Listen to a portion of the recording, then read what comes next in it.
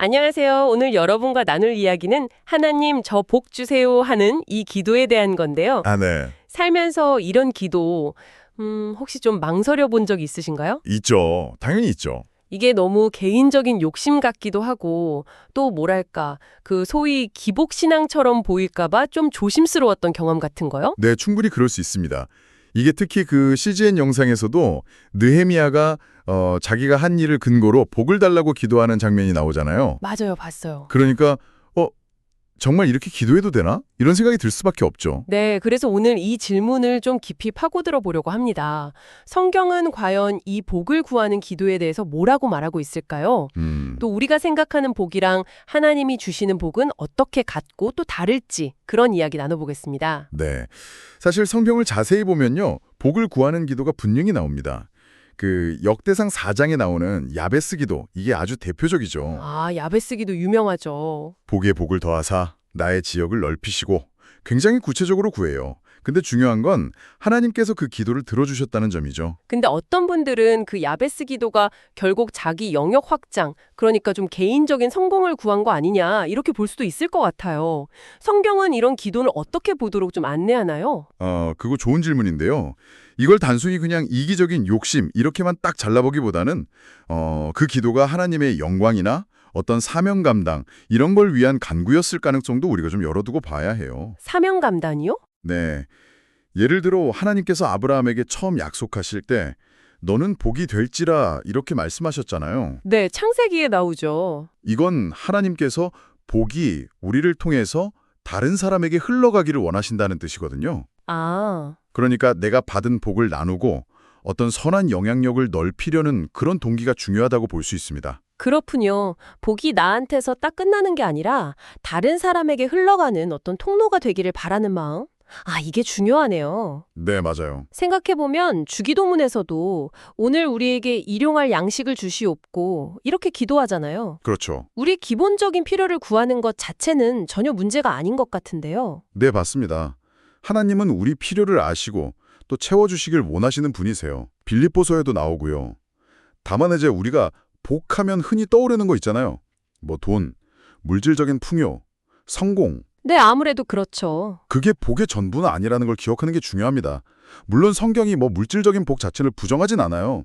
근데 그게 우상이 되는 건 아주 경계하죠. 그렇다면 성경이 말하는 더 근본적인 복, 핵심적인 복은 뭘까요? 에베소서 1장 3절에 보면 하나님께서 하늘에 속한 모든 신령한 복을 우리에게 주셨다고 말씀하세요. 신령한 복이요? 네. 그러니까 하나님과의 관계가 회복되는 것, 구원받는 것, 죄 사함 받는 것, 이런 영적인 복이 사실 가장 근원적인 복이죠. 아, 그리고 아까 말씀하신 그 CGN 영상에서도 나왔듯이 뭐 마음의 평안, 잠 잘 자는 거, 좋은 관계, 건강 이런 일상적인 은혜들도 다 너무 소중한 복이고요. 듣고 보니까 복의 의미가 제가 생각했던 것보다 훨씬 넓고 깊네요. 그렇죠. 결국에는 복을 구하는 것 자체보다는 어떤 마음으로 구하느냐, 이게 진짜 핵심인 것 같습니다. 바로 그거예요. 야고보서 4장 3절이 아주 중요한 말씀을 하는데요.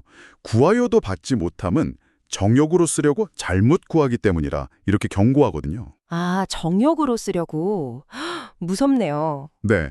그러니까 이기적인 욕심이나 어떤 잘못된 동기 이런 게 아니라 정말 하나님의 뜻 안에서 우리의 진정한 필요를 구해야 한다는 거죠. 단순히 주세요 이게 아니라 어떤 마음가짐으로 하나님 앞에 나아가야 하는가, 이게 중요하군요. 네, 그렇습니다.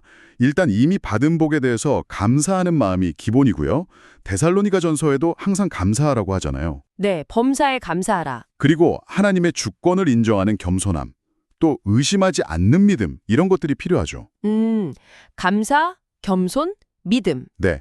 그리고 궁극적으로는 예수님께서 기도하신 것처럼 내 원대로 마시옵고 아버지의 원대로 하옵소서 하는 마음, 즉 하나님의 뜻이 이루어지기를 구하는 자세가 가장 중요하다고 할 수 있겠습니다. 아, 오늘 이야기를 쭉 나눠보니까 하나님 저 복 주세요 이 기도가 결국 잘못된 게 아니구나 하는 걸 다시 한번 확인하게 되네요. 네, 그럼요. 오히려 하나님은 우리가 좀 더 담대하게 구하기를 원하시는 것 같다는 생각도 들고요. 네, 맞습니다.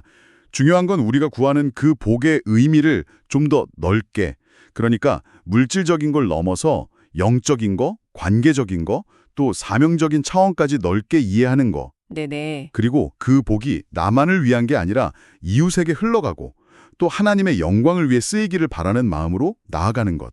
이게 중요합니다. 오늘 이 시간이 저희 이야기를 들으시는 여러분의 기도를 더 풍성하고 깊이 있게 만드는 그런 계기가 되었으면 좋겠습니다.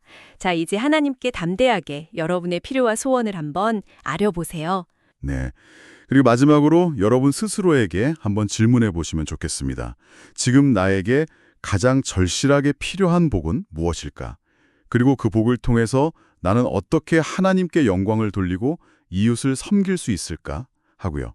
다음 시간에 더 흥미로운 이야기로 찾아뵙겠습니다. 편안한 하루 보내시길 바랍니다.